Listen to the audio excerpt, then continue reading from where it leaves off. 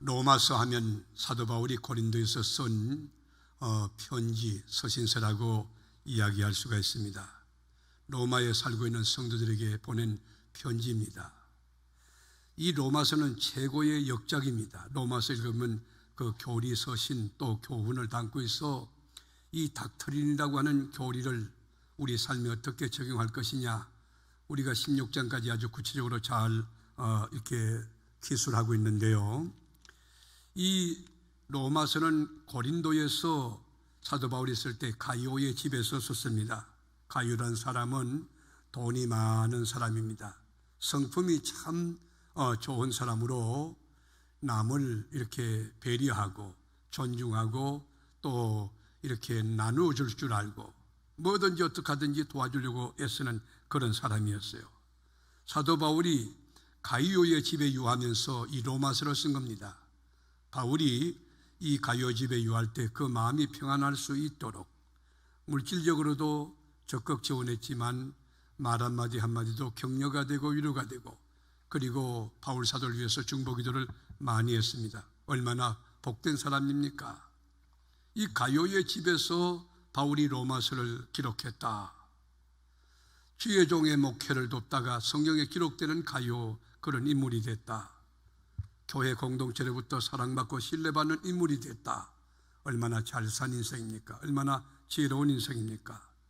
우리 교회 안에도 가이오 같은 그런 성품, 그런 인격을 가진 분들이 많이 계십니다. 그런 권사님 또 그런 장로님이 우리 교회에 있습니다. 제가 언젠가 회고록을 쓰게 되면 그분들이 하신 일들에 대한 고마운 이야기를 구체적으로 적시할 그런 생각입니다. 여러분, 사도 바울은 목회가 성공할 때 일신적으로도 가말리엘 문화에서 첨단의 논리 훈련과 또 삼청청을 경험한 영성이 있는 자이기도 하지만은 바울의 목회에 성공한 것은 저는 협력하는 주위에 좋은 사람들이 많았다고 생각해요. 뭐 디모데도 있지만 디도 같은 사람은 바울이 참아들이라고 그랬어요. 거짓 아들이 있는지 모르지만 바울이 참아들이라고, 그리고 내 친구라고, 그리고 그리스도의 사람이라고. 제가 보기엔 디도에 대한 바울의 표현이 수식어가 너무 가할 만큼 디도도 바울의 목회를 잘 도왔습니다. 여러분, 이 가이오는 바울에게만 협력한 그런 사람이 아닙니다. 우리가 사도 요한이 쓴 요한 1, 2, 3서, 요한 여러분 3서를 읽어보면 이 사도 요한이 목회하는데 너무 감동이 되니까 어떻게 하느냐. 요한 3서 2절에 보면 사랑하는 자여, 네 영혼이 잘된 같이 범사가 잘되고 강건하기를 간구하노라. 여러분, 이 사도 요한의 목회에 얼마나 감동이 됐으면 사도 요한이 사랑하는 자여, 네 영혼이 잘된 같이 범사가 잘되고 강건하기를 간구한다, 그렇게 축복을 했겠습니까? 우리가 인생을 살 때에 하나님 앞에 영광을 돌리고 모든 사람에게 유익을 주고 덕을 끼치고 은혜를 드러낸다는 것, 이거 얼마나 지혜롭고 복된 일입니까? 여하튼 이제 편지라고 하는 것은 마음을 전달하는 거 아닙니까? 여러분께 제가 묻습니다. 편지를 받을 때 편지의 양식이 중요합니까? 포맷, 아니면 그 내용 콘텐츠가 중요합니까? 편지지를 이쁜 것으로, 아주 고급 비싼 것으로 그렇게 하는 것이 중요합니까? 아니면 편지를 쓰는 사람의 마음이 중요합니까? 여러분, 우리가 신약 성서가 27권인데 서신서가 21권이에요. 21권이 전부 다 편지라고 하는 것입니다. 로마인서부터 저 유다서까지가 전부 서신서입니다. 그런데 이 서신서도 우리가 세분화해 보면, 우리가 연구해 보면 바울의 서신이 13권이 있어요. 거기에 이제 교리 서신이라고 해서 로마서부터 고린도, 전후, 갈라디아, 그 4권이죠. 그 교리 서신이에요. 사도 바울이 옥중에서 쓰신 옥중 서신이 있습니다. 에베소, 빌립보, 골로새 3권이. 그리고 재림 서신, 우리 그리스도의 재림 파루시아에 대한 그 언급을 우리가 읽어볼 수 있는 것이 데살로니가 전후서 그 2권으로 되어 있습니다. 그리고 목회 서신이 있습니다. 사도 바울이 디모데에게 영적인 아들 디모데에게 목회란 무엇이며 목회는 어떤 태도로 어떻게 해야 하는가, 그 지침을 준 목회 서신 디모데 전후서와 디도서가 있습니다. 그리고 여러분, 빌레몬이라고 하는 사람에게 개인적인 서신을 보낸 것, 개인 서신이 있는 것입니다. 그리고 난 뒤에 공동 서신이 7권인데 야고보서부터 베드로 전후서, 요한 1, 2, 3서와 유다서까지 총 7권, 그것이 뭐냐? 공동 서신입니다. 어떻든 이 서신서를 우리가 읽어보면 거기에 두 가지 포인트인데, 하나는 교리입니다. 교리. 또 하나는 교훈입니다. 닥트린과 이 티칭이라고 하는 것, 두 가지가 키워드인데요. 이 교리를 우리가 우리의 삶에 어떻게 적용하여 살 것이냐. 로마에서는 1장부터 11장까지는 교리예요. 교리. 그 구원에 대한 거 다루고 있죠. 그 구원의 도리가 실제적으로 꼭 필요하다고 1장부터 3장까지, 또 4장의 내용은 그 구원의 교리가 성서적이라고 하는 것을 입증하는 내용들, 5장부터 8장까지는 구원의 교리가 열매 맺는 것들에 대한 것, 그 다음에 9장부터 11장까지는 하나님의 섭리와 약속이 믿음을 가진 자들에게 의도적으로 또 그 안에서 실현됐다는 내용을 다루고 있는 것입니다. 자, 그런데 우리가 이제 오늘 로마서 1장 7절에서 10절을 읽었는데, 로마서의 주제가 뭐냐? 로마서의 주제는 이신덕이 사상 또는 이신덕구 사상입니다. 오직 믿음으로 의롭게 되고 오직 믿음으로 구원을 얻는다. 그것이 주된 내용이 되는 것이에요. 그런데 믿음이 뭐냐는 거예요. 믿음이. 내가 믿는다. 여러분이 믿는 것이 믿음입니까? 그건 신념일 수가 있어요. 믿음도 여러분 하나님이 주신 선물이 은사예요. 은사. 내 의지와 노력으로 내가 신학대학에 들어가서 성서신학을 하고 조직신학을 하고 그리고 박사학위를 받고 그리고 내가 믿음을 가졌다. 그렇지 않습니다. 하나님이 믿음을 주셔야 돼요. 저는 장로교 신학교인 프린스톤에서 PhD 학위라고 국립대학교 교수로 있는 분이 저를 만나서, 목사님, 저는 다른 건 다 믿는데 성육신 사건, 하나님이 인간의 몸을 입고 이 땅에 오신 인카네이션한 이 성육신 사건이 믿어지지 않습니다. 저에게 그런 말씀 하셨어요. 안타까웠어요. 장로교 신학교에서 박사학위를 받고 교수하는 분이 이 성령 잉태 사건이 믿어지지 않는다. 인간의 힘으로 어떻게 할 수 없는 거예요. 내 의지로 안 되는 거예요. 그런데 하나님이 주신 이 믿음이 있으면요, 그냥 자연스럽게 믿어지는 거예요. 천지 만물을 하나님이 창조하신 것을 믿습니까? 성령으로 우리 주님이 잉태된 걸 믿습니까? 죽은 지 사흘 만에 부활하신 것을 믿습니까? 이 교회가 주님의 피로 세우신 것을 믿습니까? 예수 이름으로 기도하면 응답될 것을 믿습니까? 여러분, 이게 믿음이라는 거예요. 그래서 사도 바울이 고린도에서 로마에 있는 성도들에게 편지를 쓸 때에 우리 기독교인이 갖고 있는 특권에 대하여 이야기해요. 뭐라고 하나? 1장 7절에 보면 로마에서 하나님의 사랑하심을 받고, 여기 하면 라인을 쳐세요. 다 같이 하나님의 사랑을 받고. 사도 바울이 지금 고린도에서 로마에 있는 성도에게 편지를 쓰면서 기독교인이 갖고 있는 특권, 놀라운 축복이 있다. 그게 뭐예요? 하나님의 사랑을 받고 해요. 하나님의 사랑을 받고 성도로 부르심을 받은 모든 자에게 하나님 우리 아버지와 주 예수 그리스도로부터 은혜와 평강이 있기를 원하노라. 우리 기독교인의 특권이 뭡니까? 하나님의 사랑을 입었다는 거예요. 하나님의 사랑을 받았다는 거예요. 하나님이 우리를 얼마나 사랑하셨느냐? 요한복음 3장 16절에 하나님이 세상을 이처럼 사랑하사, 이처럼 사랑하사, 하나님이 우리를 이처럼 사랑하사 하나밖에 없는 독생자 예수를 주셨으니 그 예수가 죽으심으로 몸을 깨뜨려 피와 그를 피를 쏟고 살을 찢음으로 우리가 제사함 받고 하나님 자녀가 되었다고 하는 거예요. 그런데 질문이 있어요. 하나님이 우리를 사랑할 만큼 우리가 자격이 있는가 하는 것입니다. 우리가 잘났습니까? 우리가 완전합니까? 우리가 의롭습니까?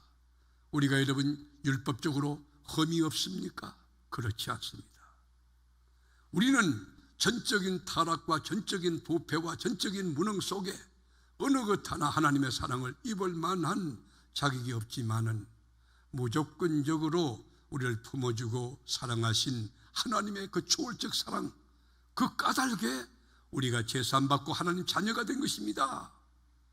우리 기독교인은 하나님의 사랑을 입은 자입니다. 동의합니까? 로마서 5장 8절에 보면 우리가 아직 죄인 되었을 때에 그리스도께서 우리를 위하여 죽으심으로 하나님께서 우리에 대한 자기의 사랑을 확정하셨느니라. 하나님이 우리가 잘나서 똑똑해서 의로워서 완벽해서 사랑한 것이 아니라 우리가 죄인 되었을 때에 그리스도께서 우리를 위해서 죽으심으로 하나님이 우리에 대한 자기 사랑을 확정했다는 것이에요. 이것이 하나님의 은혜입니다.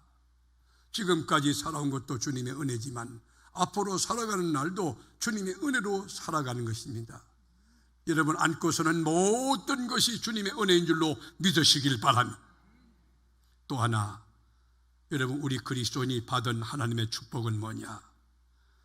마귀의 자식을 하나님이 창세전에 인쳐놓으시고 성도로 부르시고 하나님 자녀를 삼으신 이 특권이에요. 나 같은 죄인이 용서함 받아서 여러분 거룩한 하나님의 자녀가 되고 천국의 소망을 가지고 성도라고 하는 이 놀라운 이 고유명사, 이 귀한 특권을 가지게 된 거, 이거 축복이라는 거예요. 성도가 뭡니까? 성도라고 하는 말은 구별된 자라는 뜻이에요. 성도는 여러분 성령의 인침을 받아 예수의 보혈로 깨끗하게 된 자는 벌써 생각이 달라요. 구별된 거예요. 생각이 세상과 구별되는 거예요. 억천만금이 다가와도 절대로 세상과 타협하지 않은 오뚜기처럼 진리에 서고 믿음에 서고 하나님 편에 서는 구별된 자예요. 성도는 말이 다릅니다. 벌써 구원받은 자로 구속의 은총을 찬양할 뿐만 아니라 하늘나라의 신령한 언어, 거룩한 언어를 쓰기 때문에 하나님께 영광을 돌리고 모든 자에게 덕을 끼치며 은혜를 줄 수 있고, 여러분 예수를 잘 믿는 사람들의 말씀을 들어보십시오. 그 말씀이요 하나하나가요 언쟁만에 구슬이 굴러가듯이 얼마나 감동이 되는지 모릅니다. 얼마나 은혜가 되는지 모릅니다. 저는 우리 교회 권사님들과 같이 신방을 가다가 제가 참 하나님께 감사할 때가 많습니다. 제가 목회의 보람을 느낄 때가 참 많습니다. 정말 우리 권사님 아주 성숙한 권사님이시구나. 그 말씀이요 목사로 하여금 자존감을 높게 하고 감격과 기쁨이 있게 하고, 그리고 신방 가면서 힘이 솟구치면서 그분은 모를 거예요. 저는 그분을 위해 기도해요. 하나님 이렇게 귀한 권사님이시군요. 저분의 고백대로 주님 되어질 수 있도록 역사해 달라고 축복해요. 성도가 뭡니까? 구별된 자입니다.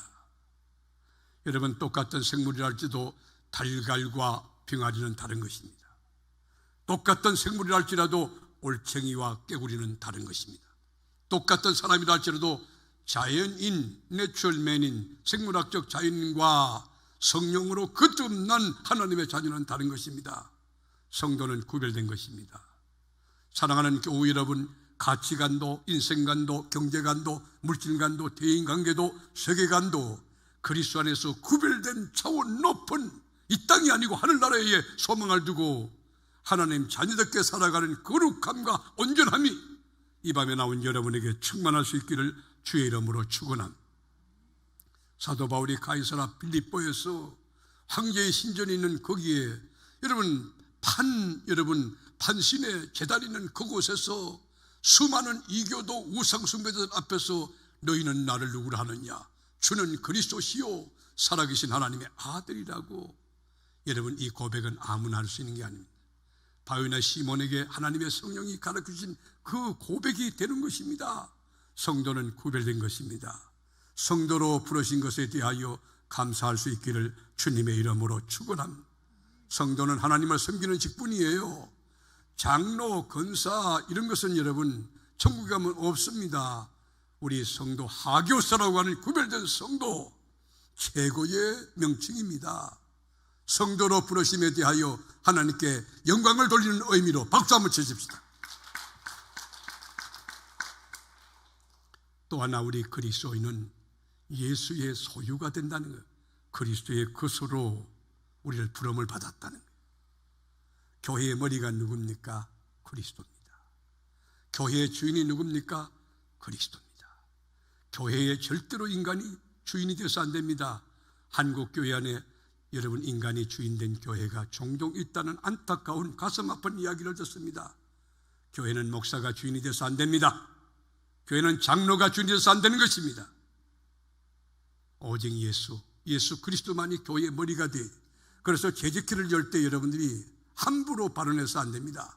기도 많이 하고 정말 하나님의 영이 기뻐하실까 안 할까? 교회 주의 몸된 교회에 덕이 될까 안 될까? 이것이 훗날 내가 신앙적으로 볼 때 후회되진 않을까? 적어도 깊이 고민하고 재직해도 발언하고 당회도 마찬가지.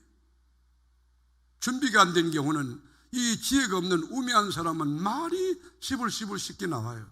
그런데 그럴싸한데 여러분 10분의 2가 틀리고 10분의 8이 틀리고 온전하지 않아요.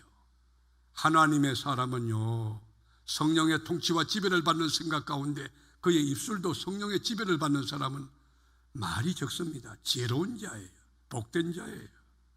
우리가 누굽니까? 예수의 것으로 부름을 받은 자예요.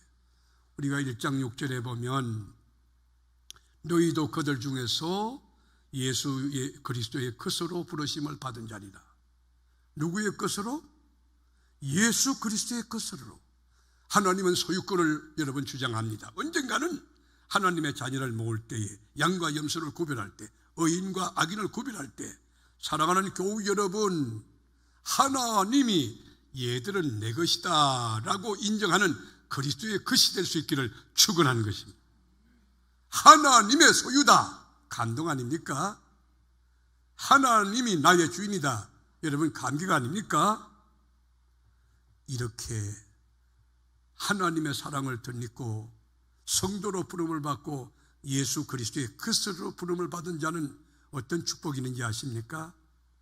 여러분 세상에 그 어떤 환난과 역경과 핍박과 사건 어떤 문제가 닥쳐와도 그리스도의 사랑에서 우리를 끊을 수가 없어요.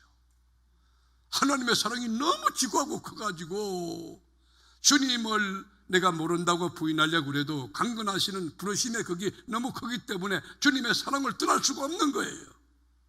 아무리 내가 발부동을 쳐도 우리 주님이 안에 있는 거예요. 우리가 로마서 8장 38절에 보면 내가 확신하노니, 바울의 고백을 들어보세요. 내가 확신하노니 사망이나 생명이나 천사들이나 권세자들이나 현재이나 장래이나 능력이나 높음이나 깊음이나 다른 어떤 피조물이라도 우리를 우리 주 그리스도 예수 안에 있는 하나님의 사랑에서 끊을 수 없느니라. 하나님의 사랑에서 끊을 수 없느니라. 생활이 너무 곤고해서 예수 믿는 것이 왜 이렇게 어려워요? 그럴 수 있어요. 그런데 하나님의 사랑이 너무 커서 여러분 하나님을 떠날 수가 없는 거예요. 제가 얼마 전에 여러분 기도해 주신 덕분에 저희 아버님을 선산에 마지막으로 이렇게 모시면서 옛날의 생각이 났습니다.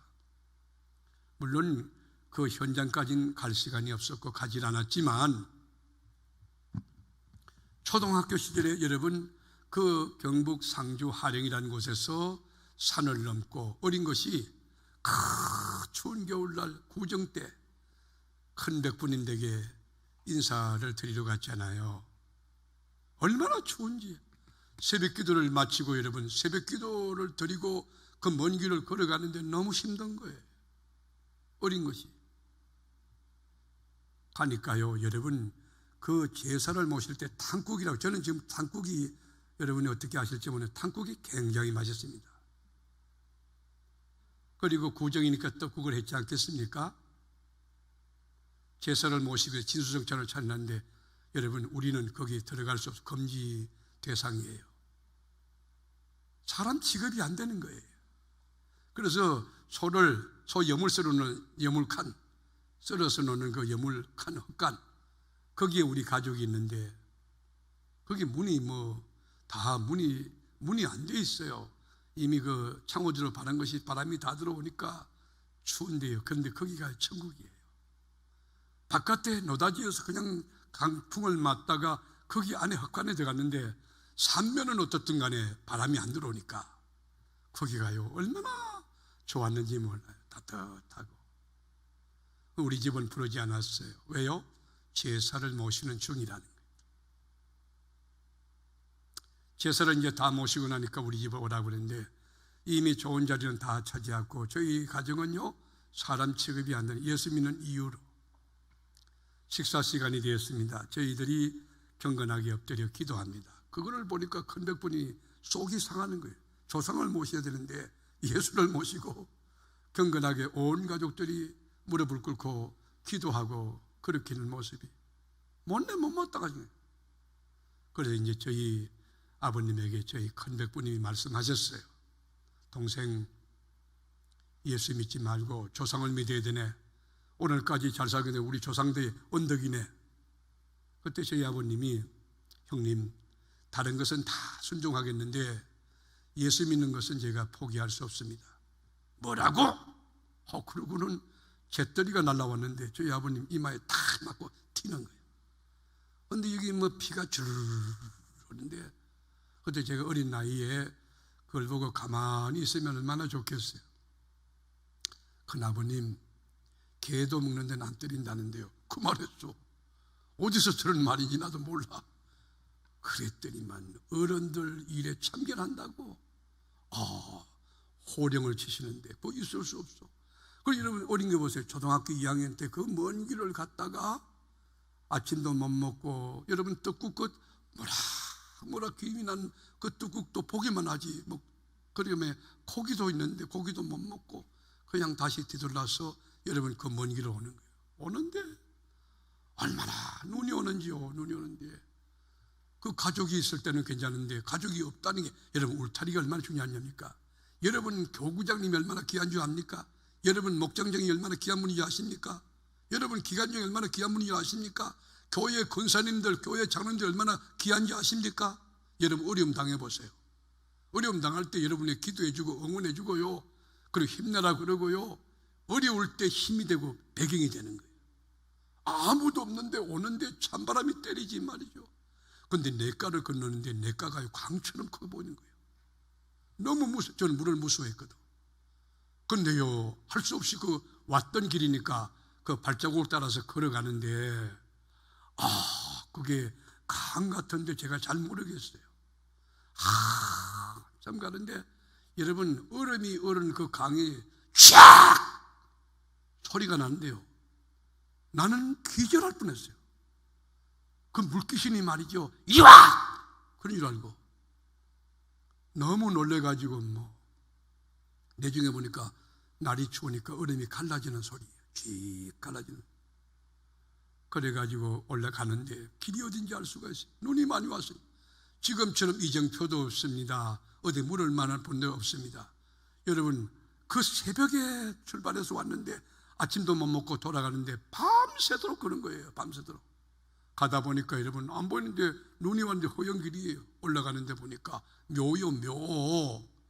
여러분 묘 옛날에는 어른들이 왜 밥만 먹으면 귀신 이야기 했는지 히히히 하고 소복 입고 있는 여자들 이야기를 그렇게 했어. 거기 메모리가 돼가지고 여러분 보니까 묘지예요. 너무 놀랐어요. 그래가지고 집에 왔어요. 집에 와가지고 제가 온몸을 이렇게 보니까 몰골이 많이 하는 거예요. 너무 고생하니까 기억이 생생해요. 온몸이 고드름이 다 걸어가지고 말이죠. 고드름을 다 들고 제가 방에 들어갔어요. 들고는 무릎을 꿇고 주님 앞에 기도했어요. 예수님, 왜 이렇게 예수 믿는 게 힘들어야 돼요? 왜 이렇게 힘들어야 돼요? 제가 막 울면서 어린 게 기도하는 거예요. 한참 있다 보니까 여러분 주의가 이상해서 이렇게 보니까 저희 어머님이 오셔가지고 눈물만 툭 흘려. 여러분 그 어머니가 저를 끌어안고 우시는 거예요. 그런데요 그렇게 어려웠던 가정에도 하나님의 초월적인 사랑에서 끊을 수 없는 거예요. 나는 주님을 사랑합니다. 가난하게 했던 그 과정 나는 사랑합니다. 하나님의 은총에 감사합니다. 여러분, 우리에게 주신 특권이 뭡니까? 사망이나 생명이나 천사들이나 권세자들이나 현재일이나 미래 장래일이나 능력이나 높음이나 깊음이나 다른 어떤 피조물이라도 우리를 그리스도 예수 안에 있는 하나님의 사랑에서 끊을 수 없느니라. 초대교회 수많은 크리스찬들이 목숨을 내어놓고 주님을 지키고 신앙을 파수한 이유가 뭡니까? 이 사랑에서 끊을 수 없는 강건하시는 주의 역사 때문인 것입니다. 그렇다면 우리가 거룩한 교회일진데 우리는 어떤 태도로 신앙생활을 해야 되냐? 먼저는요, 모이기를 힘써야지. 모이기를 주님 이름 앞에 영광 돌리기 위하여, 예배 드리기 위하여, 찬송하기 위하여, 아버지 뜻을 구하기 위하여, 주님 나라 건설을 위하여 모여서 찬송하고 기도하고 교제하고 성만찬을 나누고. 여러분, 주일날뿐만 아닙니다. 주일 저녁 찬양 예배, 수요일 밤 오늘 이렇게 많이 모이셨잖아요. 금요 심야, 새벽 기도, 목장 예배, 가정 예배, 예배마다 승리하기를 주의 이름으로 축원합니다.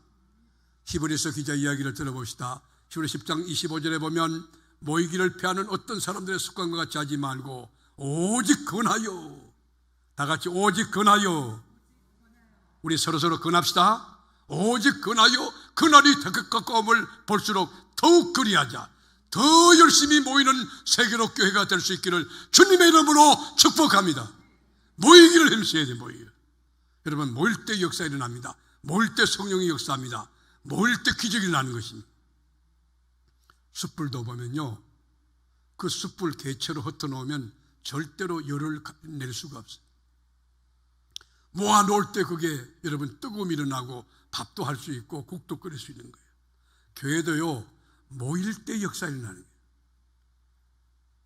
그래서 우리가 이 코로나 팬데믹이라고 하는 특수 상황 가운데 어쩔 수 없이 온라인으로 드릴 수 있지만 그건 한시적으로 잠깐, 그러고는 자꾸 모여야 됩니다. 모여서 친교를 나누고, 모여서 밥도 먹고, 모여서 주님을 찬송할 때 여러분 시너지가 극대화되고 응답과 역사와 이적과 능력, 권능이 넘쳐나고 교회가 막 활기가 있어집니다. 모이기를 힘쓰는 교회 되기를 축원합니다. 또 하나는 모여서 영적으로 히팅이 되면 뭐냐? 삶의 현장으로 나가서 피 묻은 그리스도의 복음을 모든 장소, 모든 기회, 모든 사람에게 전파하고 정언하는 그리스도의 삶을 살아야 돼요. 우리 주님이 마태복음 28장 19절에 뭐라고 했습니까? 그러므로 너희는 가서 모든 족속으로 제자를 삼아. 먼저 가라. 고잉, 가라는 명령이에요. 가라는 거예요. 모든 민족으로 족속으로 제자를 삼아. All nations, 모든 민족으로 제자를 삼아라니. 이게 주동사예요. 주동사. 제자 삼는 거예요. 아버지와 아들과 성령 이름으로 세례를 베풀고, 또 내가 너에게 분부한 모든 것을 가르쳐 지켜 행하게 하라. 가르치는 거, 세례 주는 거, 이건요 우리가 다 목적이 뭐예요? 제자 삼는, 예수 제자를 삼는 거예요. 세상 끝날까지 내가 너희와 항상 함께 있으리라.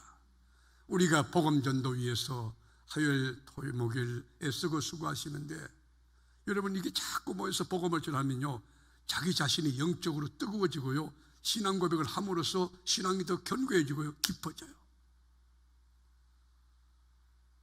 여러분, 우리가 나무도 보면요 열매가 하나도 없이 잎만 무성한 거 있습니다. 그릇만 자꾸 먹어요. 교회도 마찬가지예요. 직분을 뭐 건사도 되고 안수집사하고 장로라고 하는데 정말 하는 일들 보면 저 사람이 예수를 믿는가? 진짜 저 사람이 예수가 있는가? 저 사람 다시 전도해야 될 대상이 아닌가? 그런 장로, 그런 권사 있을 수 있습니다. 잎이 무성한 거예요. 그릇만 자꾸 먹어. 와서 예배는 드리고 하는데 말씀만 먹고 은혜만 받지, 여러분 일을 안 하는 사람이 있어요. 여러분, 열매 있는 크리스찬이 될 수 있기를 축원합니다. 성령의 열매도 맺히기를 축원합니다. 기도 응답의 열매도 있기를 축원합니다. 전도 열매도 있기를 축원합니다. 충성과 봉사와 헌신도 해보세요. 여러분 자신을 위해서 유익한 게 많아요. 주님 그거 다 카운트하고 계세요. 다 알고 계시는 거예요. 그래서 바울은 디모데후서 4장 2절에서 너는 말씀을 전파하라 명령한 거예요. 어떻게 전파하느냐? 때를 얻든지 못 얻든지 항상 힘써라. 언제 전하든지 관계없다는 거예요. Anytime okay. 언제든지 복음을 전하는 거예요.